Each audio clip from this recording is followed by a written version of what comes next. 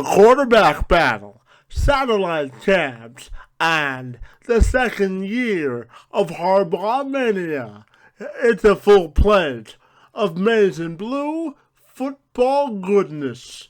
As friend of the program, Adam Biggers, the assistant sports editor for today's U, returns to the program to get you up to speed on everything happening within the walls of the Wolverines football program. We started our latest chat by discussing who the leader in the clubhouse is to lead the Wolverines under center.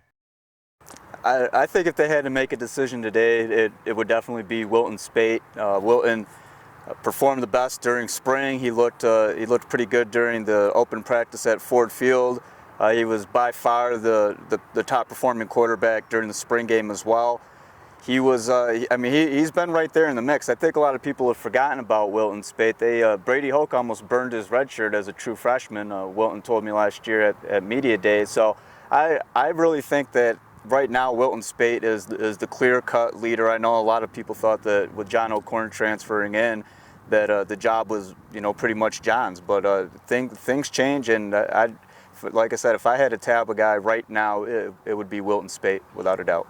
Can you tell me, obviously the second biggest story also had to do with the NCAA and their decision to ban the satellite camps after what Harbaugh did in Florida and other parts of the country. So can you give me your thoughts on where that situation stands and whether you think they'll bring those back?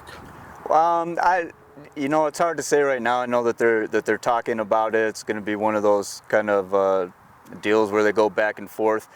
Just the idea of the satellite camp, I supported it 100%. I thought that Jim Harbaugh, he's known as a guy who does different things, and he was definitely looking outside of the just narrow scope I think that a lot of people operate under, and basically he got called out for having a better idea, or having a good idea before the rest of the coaches in the country could think of it.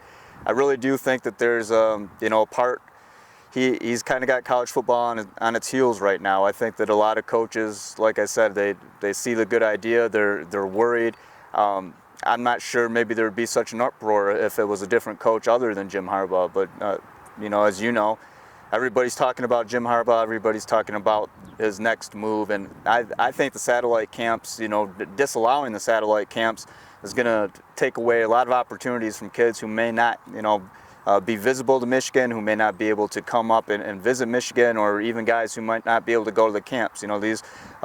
These camps were affordable. A lot of high school coaches were involved, and it wasn't just all about Michigan, which I think is kind of is the misnomer here. Everybody was trying to make it Michigan satellite camps. It really wasn't. Jim Harbaugh was the guy who had the idea, but there were coaches from all different types of colleges, and like I said, a lot of high school coaches involved with it too. So I think it's a lose-lose situation for the student athlete, and if the NCAA does agree to let Harbaugh and other coaches have satellite camps, I think that'll be a huge benefit to kids. Now, back on the field, they're changing defensive coordinators, obviously, with DJ Durkin now at Maryland as their head coach. Can you just give me an idea of what changes we might see under Don Brown on defense? Well, and it's funny you meant DJ Durkin. Actually, he wanted to have satellite camps at Maryland, himself. He said during the conference call a couple weeks ago that he had planned on doing it if they were going to be allowed. I think Don Brown, from what, we haven't really got a lot of interaction with him, but from what I can tell, from what I'm told by current players and former players, he's a really fiery guy. I think he fits well at Michigan. He's got the resume. Michigan had a great defense last year, but Boston College actually statistically had the nation's #1 ranked defense, and that was one of the things that really attracted Jim Harbaugh to Don Brown. And I think fit-wise, scheme-wise, all of that, Don Brown is a great fit at Michigan, and not only as a replacement for DJ Durkin, because I'm not necessarily a fan of using that word with him. I think that he's a great guy to follow DJ Durkin. Durkin's a great coach in his own right. I think he'll do well at Maryland. Don Brown's got what Michigan likes, and I think that he's kind of got that hard edge to him like Harbaugh does. And when we look at the second year of Harbaugh, obviously he put the program back on the national stage a year ago, but just tell me, how do you think the program will grow in the second year under Red Jim? That's Kevin. Michigan's kind of progressed a little bit faster than I thought. Last year I thought Michigan would be a 7-5 team. I think we had talked about that before the season. BYU game, the Northwestern game, or the BYU game in particular, kind of changed my mind.